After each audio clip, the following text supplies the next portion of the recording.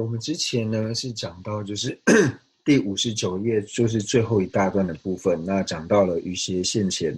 那主要呢是阐释完了就是余邪现前的性象。那接下来呢，我们就看到说，那余邪现前它的分类呢有三，那就讲到说是声闻、独觉还有大乘。那括号里面呢就挑说声闻的余邪现前，那独觉的余邪现前，还有大乘的余邪现前。那同样的呢，因为在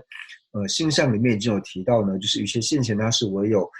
圣者心绪中才有，所以呢就也可以说是声闻圣者的余邪现前，那独觉圣者的余邪现前，以及大乘圣者的余邪现前等三种。那一般呢，我们在讲说声闻的时候呢，这边讲的声闻，还有说已入声闻道的补特伽罗呢，那其实是同义的。就是一般我们在讲说声闻的意思呢，什么叫做声闻？它为什么叫做声闻呢？最主要是说，它对于佛法的这些经教的内容呢，是从由其他的善知识所听闻的缘故呢，所以呢称之为是声闻。那这边所讲的声闻、独觉还有大乘的这个声闻呢，它一定要就是已经是声闻道的补特伽罗，已经安置于在声闻道的补特伽罗呢，这种补特伽罗来说，而不是说只是符合于说就是从他人之处听闻佛法的这种声闻呢，就是字面上的意义呢，并不是说只具备字面上这种从他人的座前呢听闻教授这种的声闻呢，并不是这里所讲述的声闻。这里所讲的声闻呢，它一定呢就是要在小乘的就是声闻道上面，最少也是资粮道的有情，就是所以这边无论是声闻、独觉或是大乘呢，它一定呢都要是在五道里面呢，就是其中一道的一个有情，所以它一定要是入道位的有情。那我们知道说呢，在五道里面呢，最下的呢就是资粮道，所以它最下呢也是要入资粮道的有情。所以这边讲的声闻呢，还有独觉，还有大乘呢，都是指说都是已经进入了就是五道里面资粮道的有情。那所以呢，这边就讲到了呢，就是像是这里的声闻、还有独觉、还有大乘三者呢，其实都是完全符合声闻的这个字面上的意思，也就是从善知识的跟前呢，然后听闻教授。所以呢，他们声闻无论是声闻或是独觉或是大乘呢，他们同样呢都符合声闻的这个字面上的意思。但是呢，只有讲到说这边所谓的声闻呢，它一定是指说，它一定是要入了小乘的资粮道，就是最低呢就是声闻资粮道的这个行者。那什么叫做声闻的行者呢？我们一般讲说声闻的行者呢，就讲到说，他最主要的目的呢是以解脱呢为他的所证。那以解脱为所证呢，然后透由此呢，然后去追求、去修学佛法的这种人呢，称之为是声闻。那这边呢，才是我们所讲的这个声闻，而不是符合字面上的意义。不然呢，像是独觉跟大乘呢，它也是符合声闻的这个字面上的意义，但是呢，它并不是以解脱呢作为它最主要的所证，然后由此呢而进入资粮道的。所以以这样来解释的话呢，独觉跟大乘呢，它又不符合这样子的意义，所以我们不能说独觉还有大乘呢，它是声闻。那声闻呢，就是在藏文里面呢，另外一种讲法呢叫做推着。那推呢一样呢，就是听闻的意思。那着呢，那听闻就是像刚刚讲的，它也是透由就是在善知识跟前呢，然后听受教授，所以这边叫做闻法。第一个呢，退呢是闻法的意思。那第二个着的意思呢，就是解脱。那讲起来呢，也就是闻法解脱。那这个闻法解脱呢，跟这里所讲的声闻，两者的意思呢是一模一样的。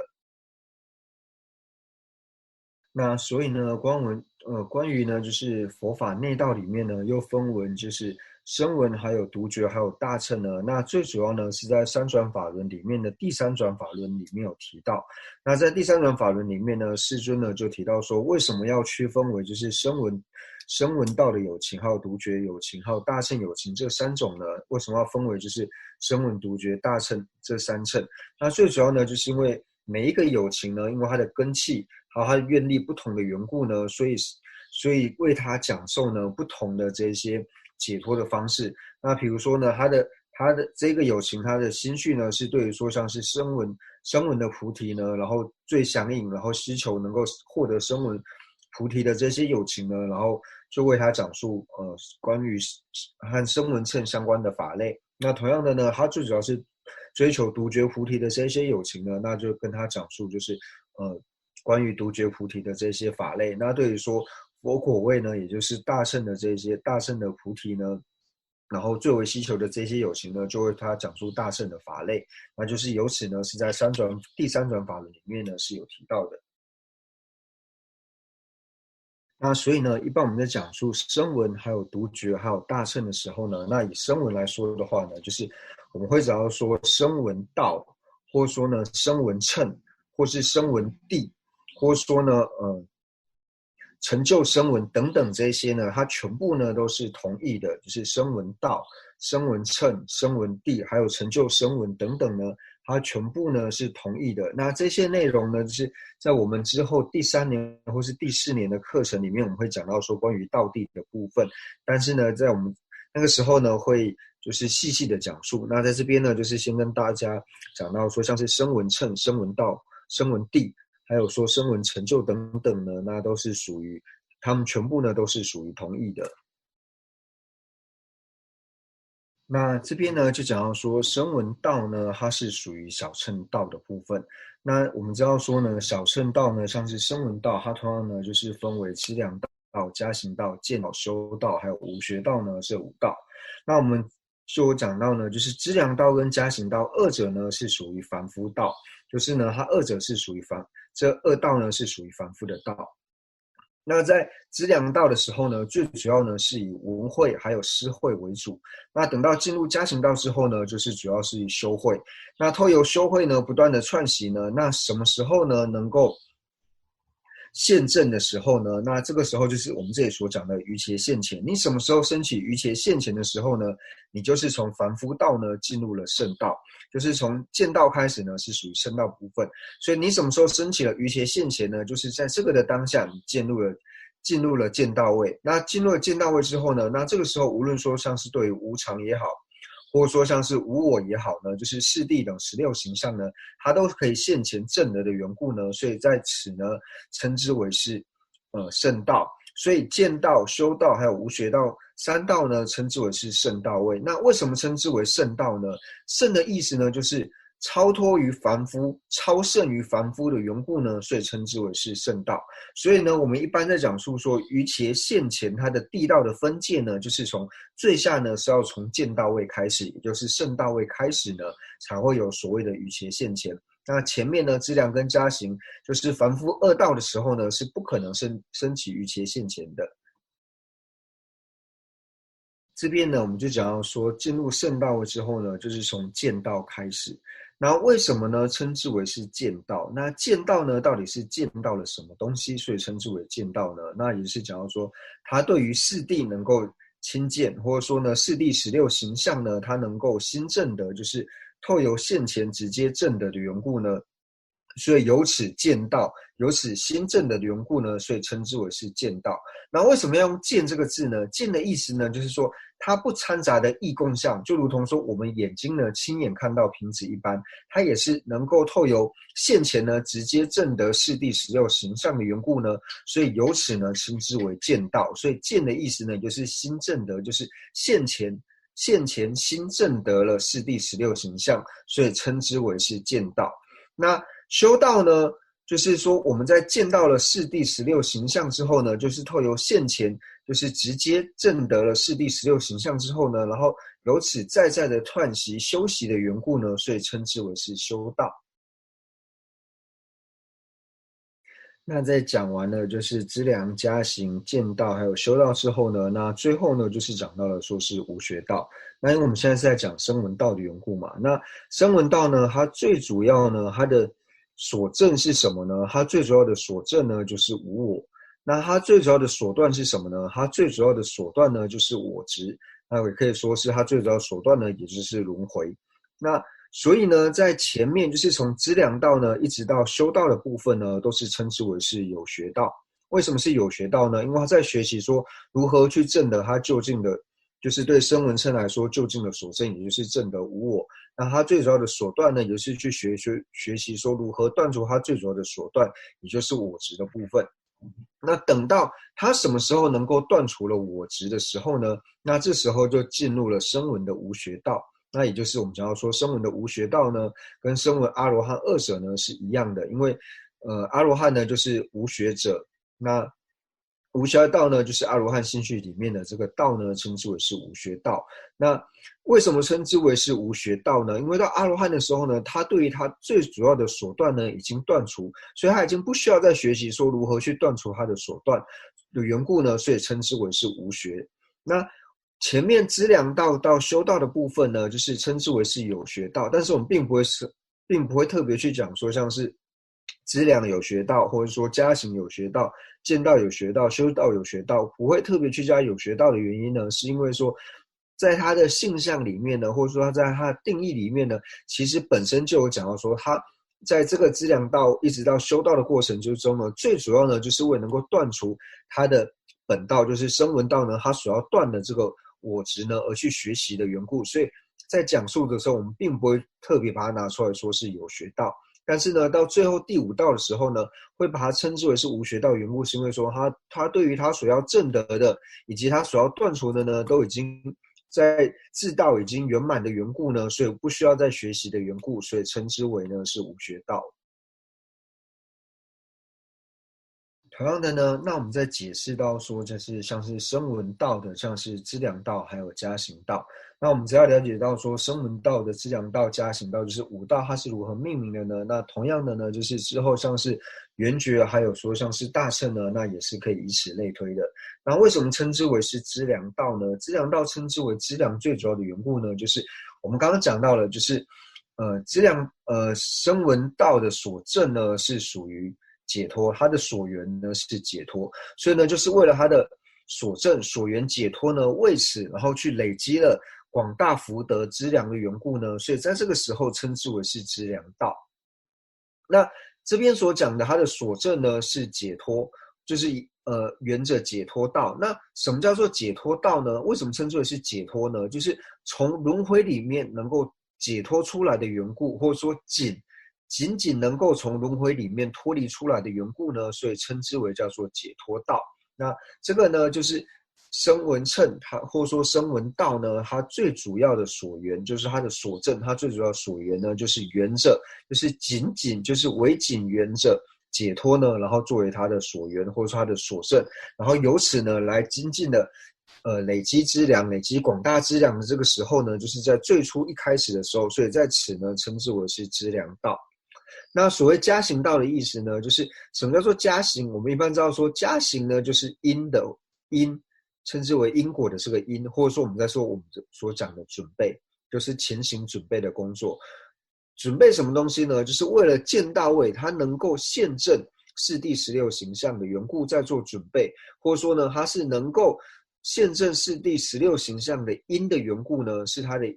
因为的缘故呢，所以称之为是加行，由此呢，把它命名为是加行。那资粮道呢，就是刚刚讲的资粮道，它分为就是下品、中品还有上品呢，就是3种不同的资粮道。那加行呢，它就是因为之后就会现见于四谛16形象的缘故呢，它为此做准备，也就是呢，在升起了止观双运之后呢，在这个止观双运呢，它是不断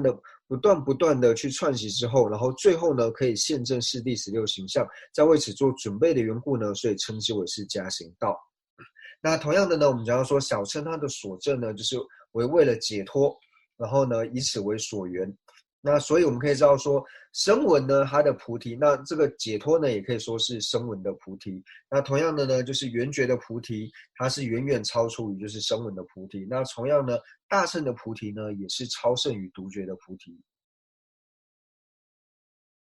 那刚刚呢，就是讲完了资粮跟加行的部分。那接下来呢，就提到说见道位。那见道呢，还有分为就是无间道还有解脱道呢这2种。那我们知道说，在见道的时候呢，就是我们可以知道说在，声闻呢，它最主要的手段呢，我们讲到说是我执。那我执呢，又可以分为就像是遍计我执，还有俱生我执这2种。那或者说我们在这边所讲的遍计所断，或是俱生所断。那在见道位的时候呢，它最主要呢就是断除就是遍计的所断，或者说遍计我执，是在见道位最主要的所断呢。那这个时候是遍计所断。这是在见到位的时候所要断除的。那在修到位的时候呢，那就是断除了，就是去断除俱生的所断，或者说是俱生我执。那我们才知道说呢，就是九执呢，我执它的粗细程度呢，就是分为粗细呢分为9种，所以同样的呢，在修道的时候呢，它也是分为就是9品，然后来断除这个不同的这种粗细的俱生我执。那在最后面呢，最细微的我执呢，就是第9品呢，就是透由声闻道的金刚预定三摩地呢，透由此断除之后呢，然后就能够进入了无学道的部分。那我们之前呢，在讲述瑜伽现前的时候呢，就有提到说，瑜伽现前呢，他这边所讲的由智之不共真上缘，止观双运三摩地。那这个它的不共真上缘呢，止观双运三摩地呢，我们之前就讲到说，这个止观双运摩地呢，它是沿着就是人无我，或者说呢，这个止观双运三摩地呢，它是沿着是第16行相呢，就是原始的这个三摩地呢，是瑜伽现前的不共真上缘。所以呢，我们就可以知道说，见道呢，在还没有升起见道之前，因为这边想要说，就是瑜伽现前它的地道的分界呢，是要从就是见到位的时候才能够升起，所以它的不共真上缘呢，止观双运的这个三摩地呢，就是在加行道的这个止观双运的三摩地呢，它的所缘要么就是人无我，要么就是是第16行相，然后透由此呢，缘到最后，然后能够现见人无我，或是能够现证是第16行相的时候呢，也就在此同时呢，升起了瑜伽现前，那也在此同时呢，就是进入了见道位。那所以呢，在这边我们看到第59页呢，就是由智之不共真上缘，止观双运三摩地所生。那我们这边呢，就已经讲到说见道，还有就是之前加行道的关系。我们说见道呢，它是会由加行道所升起的缘故。那瑜伽现前的地道的分界呢，又是从见道位开始。所以在这边讲到说，由智之不共真上缘，止观双运三摩地所生的时候呢，我们就可以很清晰的了解到这里所讲的。沿着人无我，或者是沿着是第16行相的止观双运的三摩地呢，是在加行道的时候所有，所以透由此所生的这个瑜伽现前呢，是在见道位的时候才能够升起。所以呢，虽然说他在这边讲到说分类有3，就是声闻的瑜伽现前，然后独觉的瑜伽现前，还有大乘的瑜伽现前，但是光看字面的意思呢，我们是没有办法很清楚的去理解到说。这个呢是属于圣者心绪之中才能够有的，所以呢，我们可以多加一些像是声闻圣者心绪的瑜伽现前，独觉圣者心绪的瑜伽现前，以及大乘圣者的心绪的瑜伽现前的话呢，加上圣者2个字的话，我们就可以很清楚的了解到说，瑜伽现前呢，它一定是要在见到位之后呢才能够升起。那接下来呢，就是我们已经讲述完就是声闻的部分。那接下来呢，我们来解释独觉。那什么叫做独觉呢？就是独觉，如果我们从字面上来解释的意思呢，它就是什么叫做独觉？它就是仅仅为了个人能够获得解脱呢而去修学的缘故，称之为叫做独觉。那在这里呢，就是先稍微解释一下呢，就是最后有，还有说最后有记。那最后有跟最后有记，最后有补特伽罗，还有最后有记的补特伽罗呢，是有差别的。那什么叫做最后有的补特伽罗呢？比如说我们讲说声闻最后有，声闻最后有的意思呢，就是说声闻最后有补特伽罗，就比方说他在这一世呢，确定会证入阿罗汉果位的这一种呢，叫做声闻最后有补特伽罗。就比方说他在这一生呢，已经是最后一生了，那他在这一生。他一定呢可以进入解脱，或者说进入到无学道的时候呢，称之为叫做声闻最后有补特伽罗。那这个讲的呢是最后有，就比方说他这一世呢已经是最后一世了，因为他在这一世接下来呢他的这一世的时候，他一定可以进入就是解脱，然后可以不再轮回的缘故，所以称之为叫做最后有。那这边呢提到说最后有，还有说最后有记。最后有记补特伽罗呢，它跟最后有补特伽罗是不一样的。那什么叫做最后有记的补特伽罗呢？最后有记补特伽罗就像刚刚讲的，我们说在要证得阿罗汉之前呢，就是透由金刚喻定三摩地。所以呢，最后有记的补特伽罗呢，它一定是安住在金刚喻定的这个三摩地里面的这种补特伽罗呢，这个才叫做最后有记的补特伽罗。因为呢，它在下一刹那，它就要成为阿罗汉的缘故，所以它叫做最后有记。那我们刚刚所讲的，像是最后有的补特伽罗呢，它其实是可以是在后得，或者说在根本定制里面呢，都是有可能的，因为它在最后有的这个时候呢，它可以在后得，那它也有可能呢进入根本定制。但是呢，最后有记的补特伽罗呢，它一定呢是进入根本定制的时候，因为呢，它一定是安住在金刚喻定三摩地，因为它的下一刹那呢，它就要成就无学道果位的缘故呢，所以这边呢就先讲述到说，最后有补特伽罗和最后有记补特伽罗呢，二者呢是有差别的。那为什么呢？在这边就是要讲到说，像是最后有和最后有记的差别呢？那最主要呢就提到说，声闻和缘觉这两者到底是差在哪里？因为呢，他们都是以解脱呢作为他们的所证。那这两者的差别在哪里呢？那就提到说，声闻呢为什么称之为是声闻？因为它在最后有的时候呢，它还是要依靠着善知识，透由善知识的教授呢，然后去听闻修习，然后由此呢而获得解脱的缘故呢，所以称之为是声闻。那至于独觉来说的时候呢，他在之前就是说，他不是在最后有这一生的时候，他还在之前的时候呢，他也是透由善知识的教诫，然后去透由此去做闻思修的这些修习。但是他在最后有的时候呢，就他在最后一世这个时候呢，他并不需要依靠着善知识的教诫，而他是透由之前听闻到的这个能力呢，闻思修的这个修力呢，他可以在这一世不依靠着善知识，然后就能够证得阿罗汉果位的缘故呢，所以称之为独觉。所以呢，这是声闻跟独觉呢这两者的差别。那所以呢，这边呢，在讲述到独觉的时候呢，那独觉的五道呢，就如同说我们刚才讲述声闻的五道呢是一样的，它同样呢也分为是资粮、加行、见道、修道，还有无学道呢五道。那也一样，资粮跟加行道两道呢是属于凡夫二道，那见道、修道、无学道呢是属于圣道三道。那同样的呢，一些现前呢也是在见道位的时候呢才能够升起。那资粮道呢，也如同声闻一般，就是分为就是下品、中品、上品，然后呢就是分为三品的资粮道。那加行道呢，也如同就是在声闻的时候，声闻道一样，分为暖、顶、忍是第一法呢是者。那见道的时候呢，同样呢也是分为就是无间道还有解脱道。那在修道的时候呢，也是分为无间道跟解脱道，那又分为九品，那最后呢，也就是进入觉道。那差别呢，除了说刚刚所讲的，就是说声闻跟独觉呢，它就是第一个呢，就是在最后有之上呢，最后有一个是需要依靠着善知识，那第二个呢，独觉呢，它在最后有的时候呢，是不需要依靠着善知识，它后有之前的修力呢，就可以承办解脱的缘故呢，称之为声闻。那刚刚在讲到说，就是声闻呢，它最主要的所断跟所证呢，我们提到说是它最主要的所断呢是人我执，那它最主要的所证呢是人无我，那它最主要的所断呢是人我执。那独觉呢，它的所断呢跟所证呢，就提到说它的所断是属于就是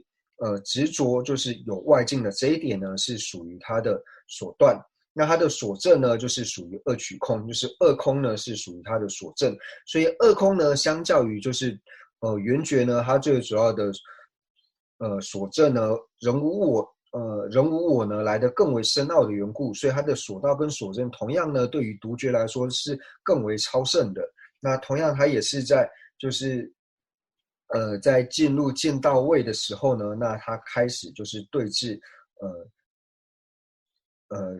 片剂对峙片剂的这种外境的执着。那到修道的时候呢，才开始对峙就是具身的这种外境的执着。那这就是声闻跟缘觉呢最大的不同的地方，就是在它所证还有所断的部分呢，是远远超出于声闻的缘故。那所以呢，我们在讲述到说独觉的于其现前的时候呢，也是从见道而有。那所以这边呢，他所讲的止观双运的三摩地呢，它最主要呢就是沿着二空的止观双运三摩地所生的呢，那透由此升起呢，就是独觉的现前，就是独觉的瑜伽现前。那接下来呢，就是讲述大乘的部分。那同样的呢，我们就讲到说，资粮道跟见道。资粮道跟加行道二道呢，也是属于大乘的凡夫道。那大乘的见道、修道、无学道呢，它是属于大乘的圣道。那这些呢，都是如同前面声闻和缘觉是一样的。那同样资粮道呢，也是分为下中品三者。那加行道呢，也是分为暖顶忍是第一法四者。那见到位的时候呢，那这边一样，在讲述说大乘的时候呢，它最主要的所证是什么呢？它最主要的所证呢是空性，或者说它的所修呢是空性。那它最主要的手段是什么呢？是所知障。所以呢，我们在讲述说，同样，那大乘它的瑜伽现前呢，也是在见到位才能够也是在见到位的时候才能够升起。所以呢，大乘的瑜伽现前呢，由自知不共真上缘止观双运三摩地呢，大乘的止观双运三摩地呢，指的呢是沿着空性的止观双运三摩地所升起的瑜伽现前。所以我们在这边做解释的时候呢，如果能够分开把各乘就是各道，就是三乘里面它不同的就是沿着各自不共真上缘的止观双运三摩地分开来解释的时候呢，那这时候就可以很清楚说，透由这个的止观双摩地呢所升起的呢是属于声闻的瑜伽现前，那透由沿着二空的止观双运三摩地呢所升起的呢是属于独觉的瑜伽现前，那透由沿着空性的止观双运三摩地呢所升起的瑜伽现前是属于大乘的瑜伽现前。那如果能够是这样去做区分的话呢，那就会变得更为的清楚。那所以呢，从这边我们就可以知道说呢，如果我们对于地道呢没有办法很清楚了解的时候呢，那这里在讲述到说像是止观双运三摩地的部分的时候呢，我们就没有办法跟声闻独觉还有大乘的瑜伽现前呢，然后来做结合。所以呢，对于说地道还有像是涉类学的部分呢，它其实是相辅相成的，就是我们这些呢都是要互相的去了解，然后你越深入，对于后面的这些经教呢越清楚的时候呢，那对于说前面所讲述的这些内容呢，你也能够越清楚的去了解。那我们也知道说呢，对于像是地道呢，如果说我们不理解的话呢，那我们对于现观的内容呢就没有办法很清楚的了解。那如果说我们对现观的内容不了解的话呢，那我们对于说道次第的密意，就菩提道次第的密意呢，我们就没有很清楚的去了解。因为我们知道说道次第呢，它最主要就是在阐释就是三世道、下世道、中世道、三世道。那如果说我们对于现观没有办法很清楚了解的时候呢，那在问你到说什么是中世道的时候呢，我们就没有办法很清楚的去了解到说它三世道每一道的每一个世道的差别呢，到底是在什么地方？那乃至于说呢，在升起了就是在中世道呢升起了如是的正量的时候，或升起如是道的时候呢，那这边所讲的这个道呢，就是三世道里面所讲的道呢，它到底是属于现前还是属于分别？那在现前里面呢，它又是属于哪一种现前？那这个呢，如果我们不学习心类学的话呢，那也没有办法很清楚的了解。所以说，为什么要去广阅无垢经论的缘故呢？就是能够为了帮助我们能够更清楚的去了解到说菩提道次第的密意，所以呢，我们才要做这种广大的闻思的学习。那就是刚刚呢，在解释声闻的这个知义的时候呢，就是讲到我是说透由听闻然后而解脱，他这个意思并不是说这个声闻而解脱，听闻而解脱，而是说他听了之后呢，就是他听到解脱到，然后如实修起之后，他能够对别人去做讲述的缘故呢，所以称之为是声闻。就是听了之后，他自己听闻解脱到，然后如实修起之后，他也能够对别人去做讲述，然后由此呢称之为是声闻。